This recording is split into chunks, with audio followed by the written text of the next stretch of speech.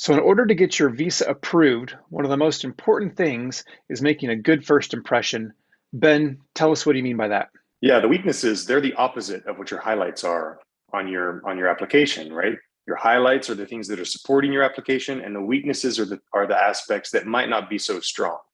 But what you need to do is not just leave those weaknesses out there and say, yes, I don't have strong academic credentials. Well, if they ask about your finances and they're not strong, you tell them, that's right, my finances aren't strong, but I've secured a loan. I've got great academics. I've been a great student. I've won awards for my academics. I got into a good university, right? There's going to be something in your application that compensates for that weakness that you can turn it into a highlight. Take that opportunity when you're asked about a weakness, take that opportunity to then turn over and pivot towards focusing on a highlight. With weaknesses, again, that's not something you're going to want to lean into, but you have to be ready to respond because the visa officers are most likely going to dig into those questions, correct? That's right. And you can't go into the interview without knowing what your weaknesses might be, right?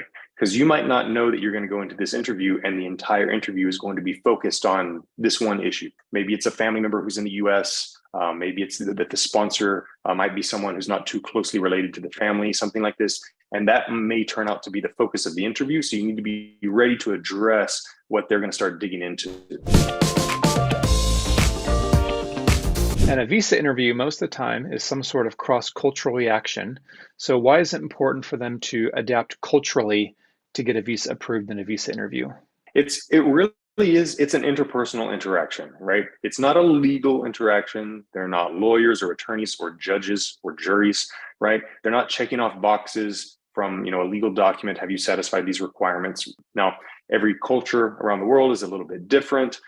American culture, luckily, is widely accessible in TV and movies, so everyone kind of sees how Americans interact with each other in movies and shows, on the news, things like that. You're going to university in the U.S. Guess what? The visa officer also went to university in the U.S. You know what that makes you? Peers, makes you equals, right?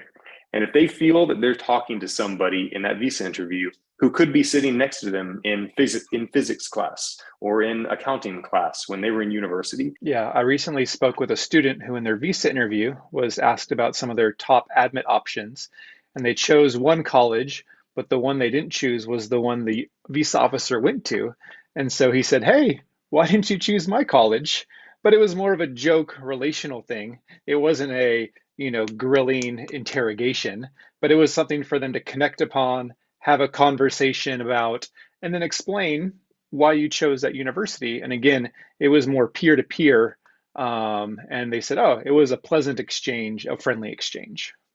Yeah, that's great. Anything like that in the interview where you kind of establish a little rapport, kind of break the ice a little bit. That's going to be great. It's going to make them feel comfortable and confident when they're talking to you. Yeah. My friends, if you're learning a lot, give a big like and thumbs up to this video to say thanks for Ben to sharing his knowledge and experience. And our chai question for you guys, the viewers in this video is, what kind of rumors have you heard about US visa interviews? I've seen lots of questions and things in comment sections and Facebook groups, WhatsApp chats, but what are the rumors that you guys have heard about visa interviews? Maybe we can help clarify some of those in other videos or there in the comments. So let us know. And now another important tip for getting your visa interview approved is the length of answers and how long you talk to a visa officer.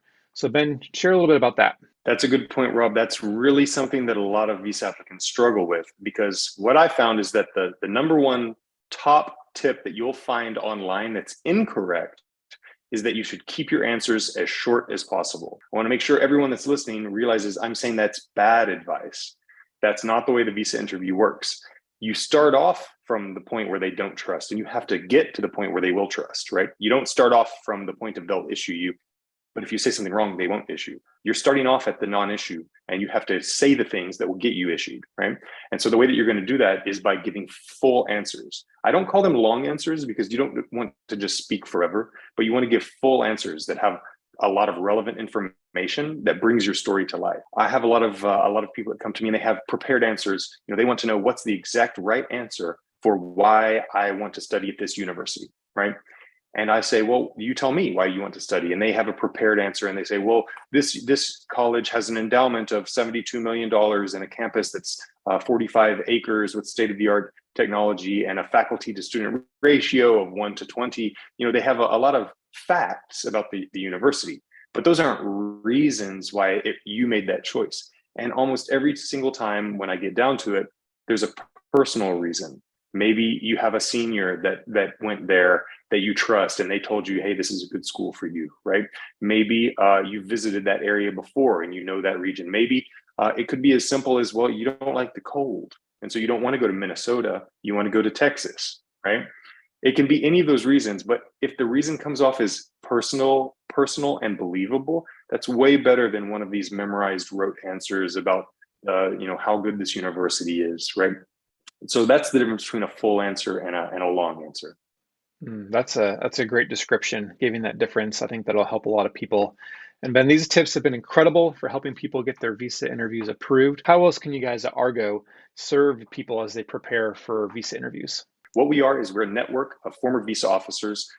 We've served in over 35 different countries around the world. We speak 14 different languages. So most likely we speak your language. In total, we've done over 1 million visa adjudications. That's a million, Wow. right? With an M, right? So we've done so many of these. We really are inside the process. We know the regulations, we know the rules, and we can help you go into that visa interview the first time and avoid the suspicions, right? Avoid that 221G, avoid that 214B.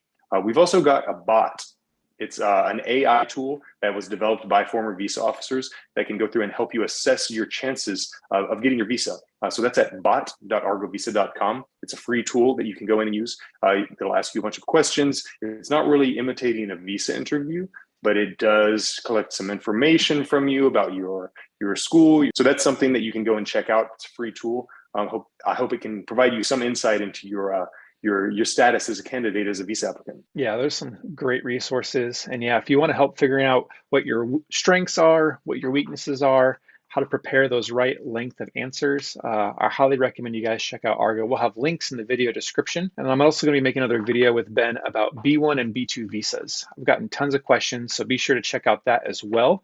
And friends, thanks so much for hanging out. And Ben, thank you as well for sharing your wisdom and helping the Chine coaching community. Thanks, Rob. I always appreciate coming on here and helping out with the Chine coaching community. We love hearing those success stories, and connect with us online on social media, LinkedIn, Instagram. Be subscribed to our email newsletters, and we'll see you guys next time at Chine Coaching. Cheers.